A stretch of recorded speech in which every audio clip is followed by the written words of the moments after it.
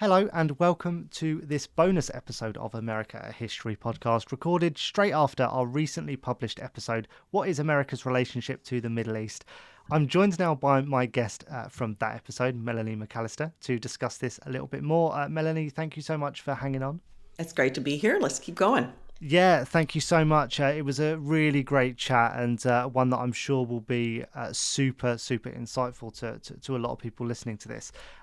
I just wanted to just expand a little bit on something we didn't have time to chat about, which is US perceptions of the Middle East, because we've covered a lot about the US's involvement there and even at a political level, some of the sort of lines of thought that might drive the decisions there. But in terms of public perception of the Middle East, what do people think happens there, and what do people think the people are there? Well, there is still a lot of ignorance about the Middle East and certainly about Islam as a religion that remains, despite all sorts of educational efforts that happened, particularly after 9/11 or even after the 1979 Islamic Revolution in Iran, where all sorts of people are trying to explain to Americans what is the Middle East and what is Islam and all of that. But I think that American perceptions are really shaped by a kind of solipsism that the U.S., everybody knows the U.S. is guilty of, but is really true, where students are required in high school to study the history of their state for a semester or a year, most places, but not necessarily to learn anything more than the most basic things about the rest of the world. But the other thing is that we have a lot of media that tells us a couple of things. Not that everybody believes everything they see, because I don't want to act as if somebody goes to the movies and just comes out and thinks just what it said. But I wrote in Epic Encounters about the biblical epic films of the 1950s and 1960s that were so much implicitly about decolonization and about how the U.S. named character, the U.S. figured character is the one who speaks American English, and the imperial character is the one who speak in an English or British accent. That's just completely consistent across a whole genre of films. And the American speaking sounding characters are the ones who are in favor of independence and decolonization against the empire usually being Rome or sometimes Egypt. And so there's a whole story that Americans tell themselves about being on the side of the little guy, on the side of democracy and independence, that shapes then what other stories have to be told.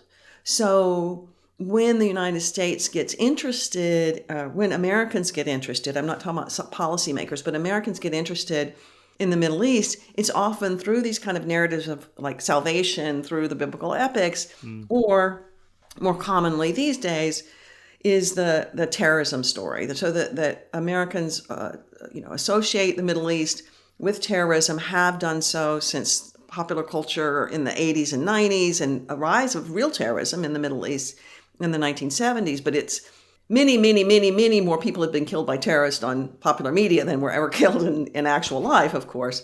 And terrorism remains a major way that people are seeing the Middle East, the way that it's narrated. And so it's, even though often the terrorists are almost secondary characters, the Americans doing the right thing or solving the problem or going in there and being tough military guys is the major part. But you've got to have a bad guy, and the bad guys are most appealing if they seem resonant with like something that might be going on in the real world. And so over and over again, with 24 famously in the early part of the 21st century, a television series that had a ticking bomb every season and was always putting out, bad Arabs and dangerous Muslims and all of that.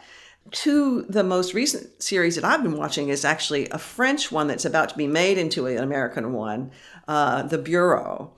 So it's a French spy movie about the dangers of terrorism, although the terrorists are not presented so fully as the French spies are. I'm sure it'll change when it comes to the United States.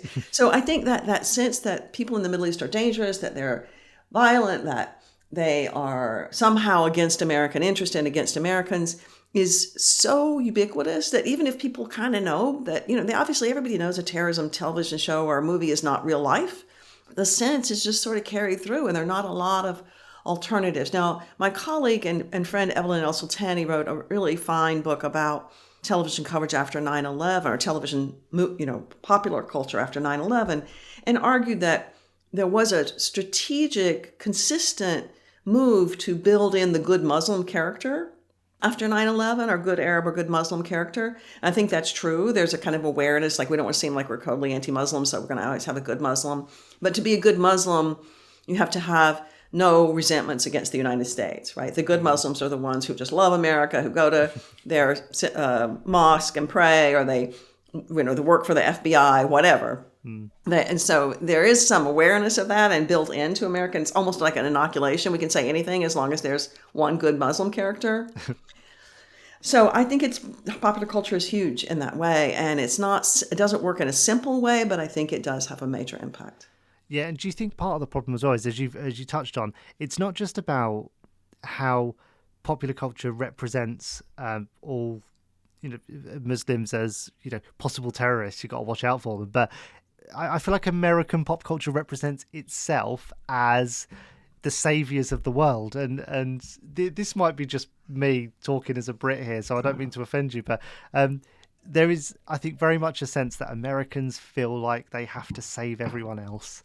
And I think when you combine that with this trope of everyone in the Middle East, needs saving, they live a worse life, and they're potentially all terrorists, it creates this fairly damaging context that creates bad stereotypes, right? Yes, indeed. And in fact, I think we might say that the most dangerous stereotype in American media is the one of Americans, right?